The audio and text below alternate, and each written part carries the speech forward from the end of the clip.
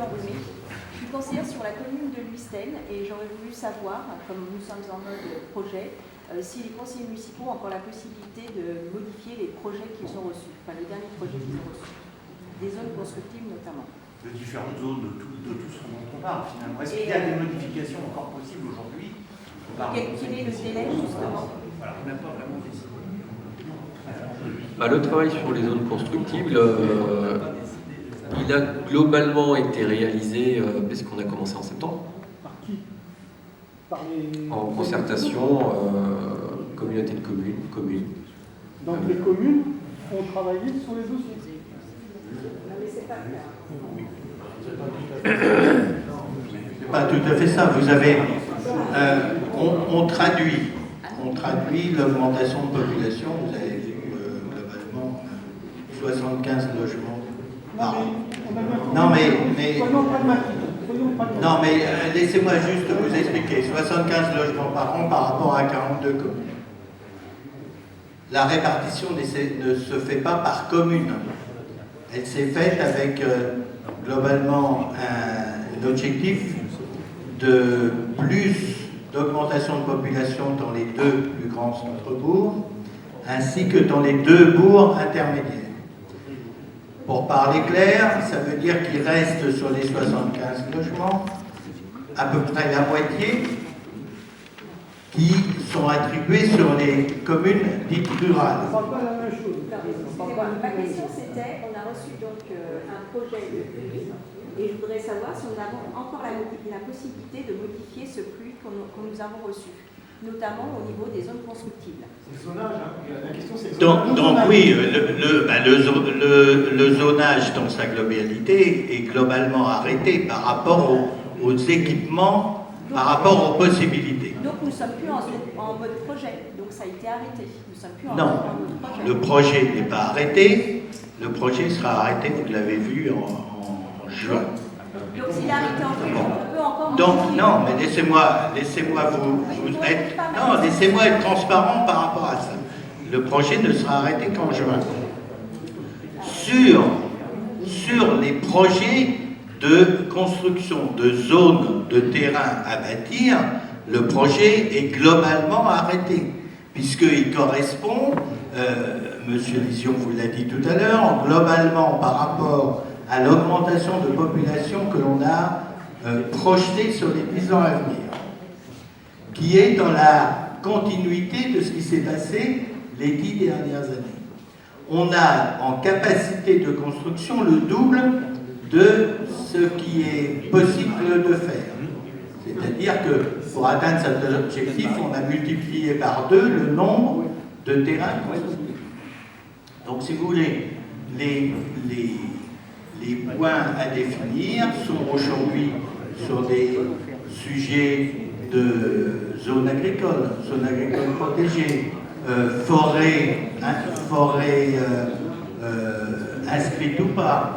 Vous voyez, sur des sujets comme ça, mais moi je vous réponds en toute franchise par rapport au terrain. Non, c'est pas l'attente de la question.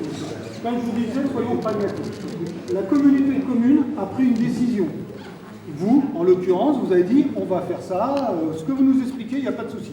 La question, est-ce que les conseils municipaux et les maires ont eu à un moment ou à un autre le droit de se positionner sur ce projet, contre la communauté de communes ou accompagner la communauté de communes?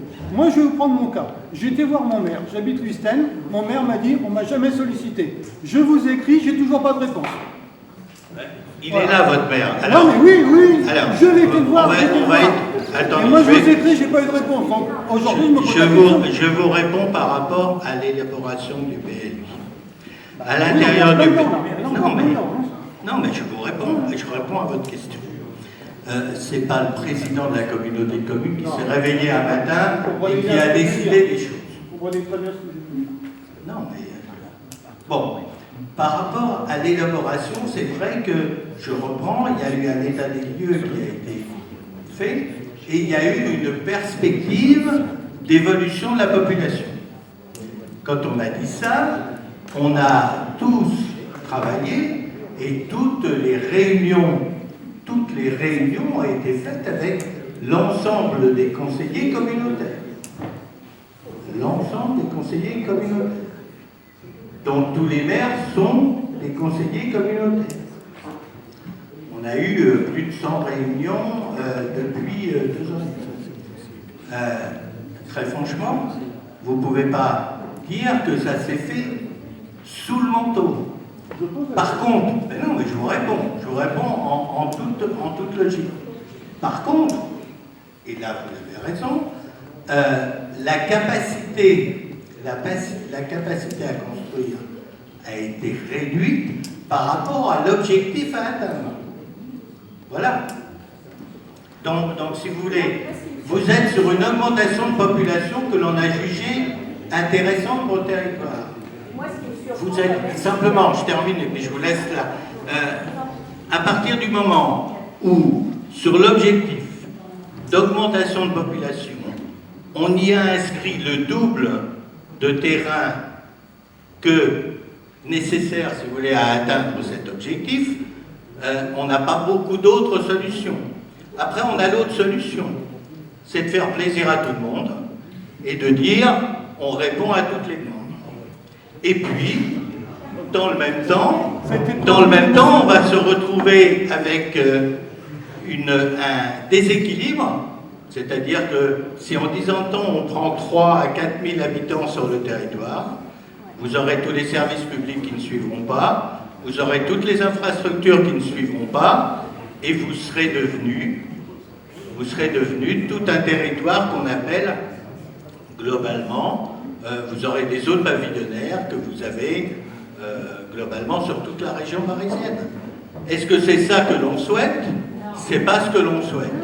Donc forcément, si vous voulez la contrainte, parce qu'il faut aussi appeler un chat, on a moins de capacité à construire, on a moins de terrain constructible répertorié sur les 10 années qui viennent.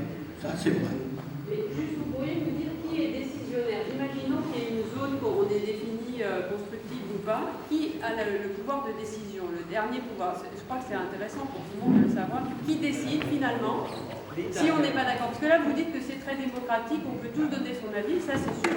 Les avis, on peut les donner. Mais qui les écoute, qui les entend, qui en tient compte? Et qui décide finalement, ça, on ne sait pas. Et comment on est averti? Imaginons un agriculteur, tout d'un coup, il a un bout de son terrain qui devient constructible. Qui le prévient? Quand? C'est des trucs très pragmatiques, hein. C'est juste pour avoir des réponses concrètes à ça. Ou alors une destination qui change. Comment la population est informée? Ou les propriétaires des terrains ou des bâtiments. Ça, ce serait bien que ça. Juste ça.